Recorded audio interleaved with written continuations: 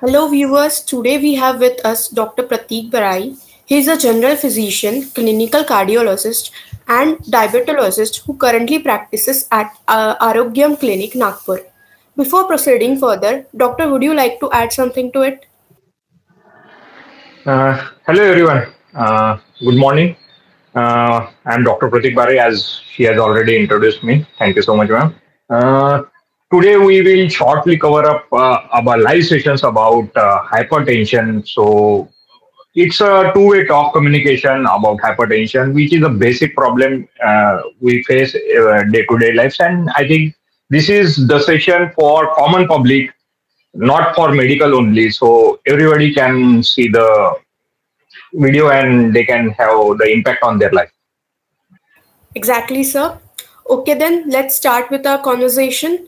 So, my first question to you, doctor, is what is hypertension and and how it affects overall health? Yes, this is a basic question and important question. Hypertension किसे कहा जाता है? ठीक है, तो hypertension का मतलब होता है high blood pressure. Blood pressure normally सभी इंसानों में रहता है. जो जो लोग जिंदा है उनमें सभी में ब्लड प्रेशर है. So there is a value that is higher blood pressure 120, that is systolic blood pressure, and diastolic 80. So though there are two levels of hypertension, and these are the normal blood pressure levels. So we call it hypertension when we get the readings of systolic blood pressure more than 140 or diastolic blood pressure more than 90. So these are there are different guidelines and different staging for hypertension. But in short, we can keep it as the normal blood pressure 120 by 80, and if more than 130 systolic and more than 80 diastolic, we can consider it as a hypertension, that is high blood pressure. Wonderfully explained, sir. My next question is what is the recommended age to start screening for blood pressure and why? Yes, another good question. Normally as क्या होना चाहिए जिसमें अपन hypertension के लिए या blood pressure high होने के लिए स्क्रीनिंग करना चाहिए? Previously long age ago's or previous generation of ours, they have delayed onset of hypertension. But nowadays, I am seeing lots of young hypertension patients, mostly starting from age of between the 20 to 30. This is one of wonderful age to screen out your blood pressure because there are lots of causes for hypertension to begin.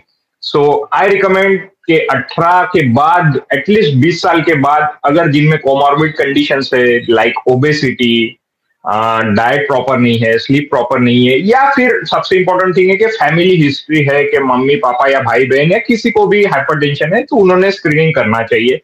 At least once a year, I recommend to screen for blood pressure to be high, that is hypertension, and we can start it from the age of 20 itself. We'll definitely take your recommendation, doctor. So here comes my next question. What is the normal BP range?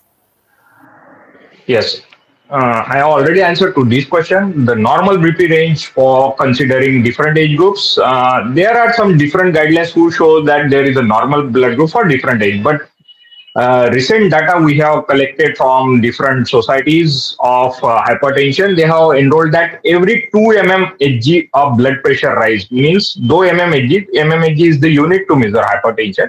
अगर BP 2 mmHg से बढ़ता है तो heart related and brain related complications, kidney related complications like जैसे कि paralysis, heart attack, stroke, इनके complications होने के चांसेस 7 to 10% से बढ़ जाते हैं नॉर्मल पब्लिक के through. So I usually guide patients and all the normal peoples that we should cut off the limit, that is 120 by 80. We can keep that normal range, and if there is a rise, then you can consult your doctors for further management to reduce the cardiovascular and other risk problems. Okay, doctor. Here comes my next question. Why is high BP known as silent killer? Is it possible to expect some early manifestation of the disease in youth? Yes. Normal भाषा में patients के लिए मैं ये बताना चाहूंगा कि sir बहुत मेरे पास पेशेंट्स आते हैं जिनका एक्सीडेंटल और on visit findings BP high होता है. और जब मैं उनको एक्सप्लेन करता हूँ कि आपका बीपी हाई है, तो उनके थ्रू मुझे मिलता है कि सर मुझे कोई तकलीफ नहीं है, तो मुझे नहीं लगता कि मुझे बीपी है।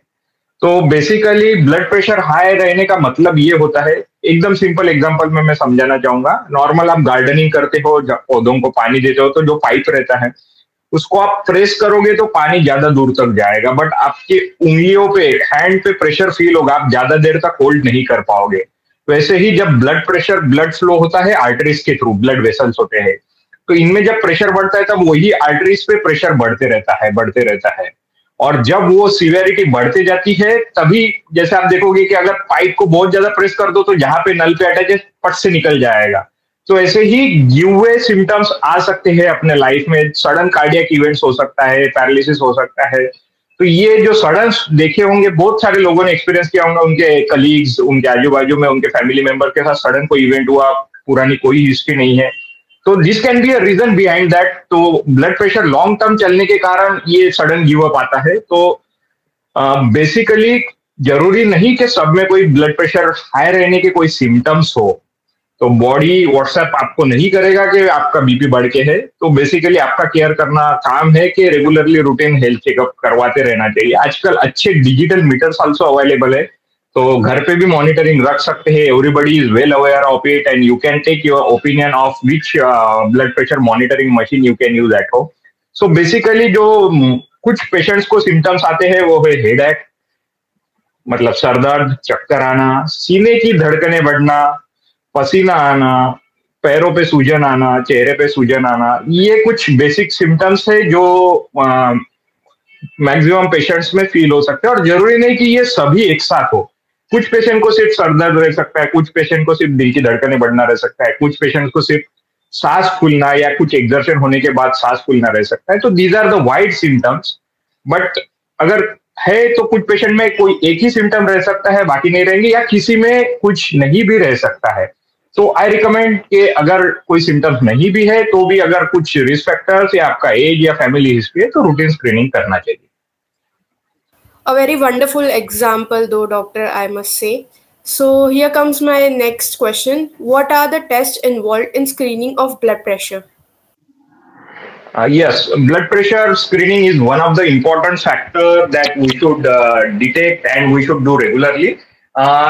Various sphygmomanometer, that is the device which is used to measure the blood pressure, वो BP apparatus के नाम से जाना जाता है।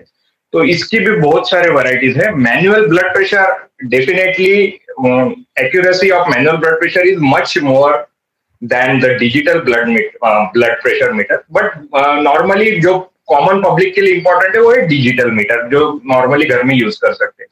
तो simple things I would like to recommend while measuring blood pressure is कि आप जब ब्लड प्रेशर मेजर करते हो तो 5 मिनट पहले एक जगह बैठे रहिए।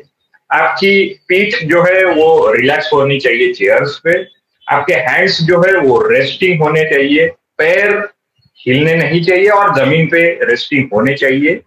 और 5 मिनट पे ये रिलैक्सेशन पोजीशन लेने के बाद आप बीपी कफ ट्राई कर सकते हो। बीपी कफ जो रहता है, normally I have blood pressure with me, this is the device, different devices are there, okay. तो दिस इज द कफ, ये जो होता है इसको कफ कहा जाता है। तो ये जो टाई करने की टेक्निक है, ठीक है, ये आर्म के जो पोजीशंस है, यहां से 2 to 3 fingers away, mid arm is the best place, okay. And उसका कफ होता है, उसमें रबर का इंफ्लेटेबल बल्ब होता है जो सामने के साइड में होना चाहिए, क्योंकि आर्टरी जो जाती है वो सामने की तरफ से जाती है, जिसका प्रेशर अपन मेजर करते हैं। तो ये सामने के साइड पे होना चाहिए, कफ प्रॉपर टाइट होना चाहिए, ठीक है। और जो मैंने बाकी पोजीशंस बताए वो होना चाहिए। और ड्यूरिंग मेजरमेंट, क्योंकि डिजिटल मीटर को एटलीस्ट 2 मिनट लगते हैं मेजर होने को, तो during the process of measurement hands में मूवमेंट्स नहीं होने चाहिए। ये सिंपल स्टेप्स है, अगर सब लोग फॉलो करते हैं तो उनकी बीपी मेजरमेंट की एक्यूरेसी ज्यादा इंपॉर्टेंट है। क्योंकि बहुत मैंने पेशेंट देखे जो डिजिटल मीटर यूज करते हैं, बट उनको प्रॉपर वे नहीं पता होता है कि बीपी कैसे उससे मेजर करना है, और बहुत बार एबनॉर्मल रीडिंग आ जाती है क्योंकि मशीन सेंसर से लगी होती है, और ये जो चीजें पैरामीटर्स मैंने बताया इसके कारण उसकी रीडिंग अल्टर हो सकती है। तो फॉल्सली हाई और falsely low can be the reading after measurement if you don't follow the steps. So these steps should be followed properly, and you can get the accuracy of the reading. Thank you for demonstrating it. Doctor will definitely follow the steps you have recommended us. So thank you, Doctor. It was a very insightful session. I request my viewers to follow BPIC page for more such insights. Again, thank you so much, Doctor, to have us. Thank you so much.